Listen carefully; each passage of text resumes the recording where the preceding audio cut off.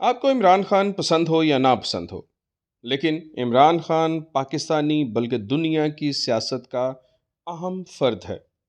اس شخص کا اس سیاسی قبیلے کے لیے ناپسند ہونے کی بڑی وجوہات میں اس کی سوچ اور عمل ہے، جو سیاسی قبیلے کے رائج قوانین کے خلاف ہے۔ اس قبیلے کا سب سے بڑا اصول کمپرومائز ہے۔ اس قبیلے کے بڑے اصولوں میں کچھ لوگ کچھ دو شامل ہیں۔ اس قبیلے کے بڑے اصولوں میں ایک دوسرے کے حق کے لیے کھڑے ہونا شامل ہے۔ جسے یہ نہیں مان رہا، پھر گولی تو بنتی ہے، لیکن آپ کے علم میں ہے کہ یہ گولی کب کب چلی اور کس کس پہ چلی۔ آئیے ایک نظر اس گولی پہ ڈالتے ہیں۔ 16 اکتوبر 1951، لیاقت علی خان، جو جمہوری اداروں اور عوامی بالادستی کے لیے پہلے چراغ تھے، یہ پارلیمان مضبوط کرنا چاہتے تھے، انہیں یہ گولی لگی۔ 15 اگست 1975، شیخ مجیب الرحمان، دوسری گولی ان کے لیے تھی۔ مشرقی اور مغربی پاکستان بننے کے بعد عوام کے بیچ پلنے والی کسی بھی نرم گوشے کو دبانا نہایت ضروری ہو چکا تھا۔ میڈیا کی خبروں کے مطابق گولی کا الزام موجودہ پاکستان کے اس وقت کے صدر جنرل ضیاء صاحب کے سر پہ تھا۔ 4 اپریل 1989، ذوالفقار علی بھٹو، یہ گولی ایٹمی پروگرام شروع ہونے کی وجہ سے چلی۔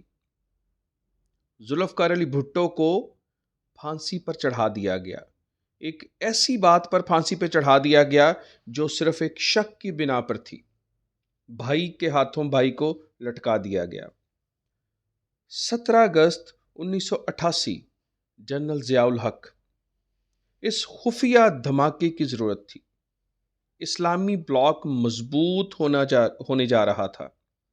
جنرل ضیاء صاحب پاکستانی قوم کے لیے کچھ کرنا چاہتے تھے، پاکستان کے لیے کچھ کرنا چاہتے تھے، لیکن خفیہ گولی ان کے حصے میں آئی۔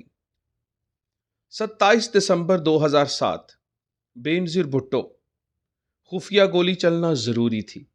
محترمہ عوامی لیڈر تھیں اور خود مختار وطن کی خواہش مند تھیں، ملکی اور غیر ملکی تسلط سے آزادی چاہتی تھیں، جو پاکستان کو ایک بہتر، ایک خود مختار پاکستان بنانا چاہتی تھیں، سو گولی ان کا حق بنتی تھی۔ 3 نومبر 2022، عمران خان، سنائپر کے لیے سنہری موقع تھا۔ پنجابی اور پختون تنازعات کو طول دیا جا سکتا تھا۔ امت مسلمہ کے لیے اشارہ بھی ہے، خاموش رہو، ایک ننھے بچے کی طرح دودھ پیتے رہو، وگرنہ اپنی تاریخ بھول گئے کیا؟ ہم نے تمہارے سارے چاہنے والے مار دیے، اسے بھی مار دیں گے۔ صدام کو اپنی ہی عوام کے ہاتھوں لٹکایا گیا، قذافی کو اپنی ہی عوام کے ہاتھوں ننگا کروایا گیا، شاہ فیصل کو اپنے ہی بھتیجے کے ہاتھوں خون میں نہلا دیا گیا۔ تم کس باغ کی مولی ہو؟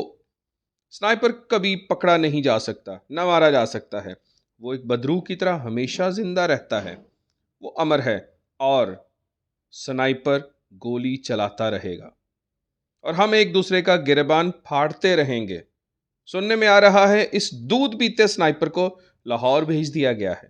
اس نے 1 گھنٹے میں اقبال جرم بھی کر لیا ہے۔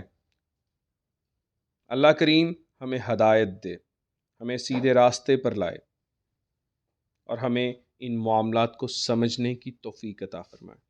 آمین۔ اللہ حافظ۔ محمد شمس آپ سے اجازت چاہتا ہے۔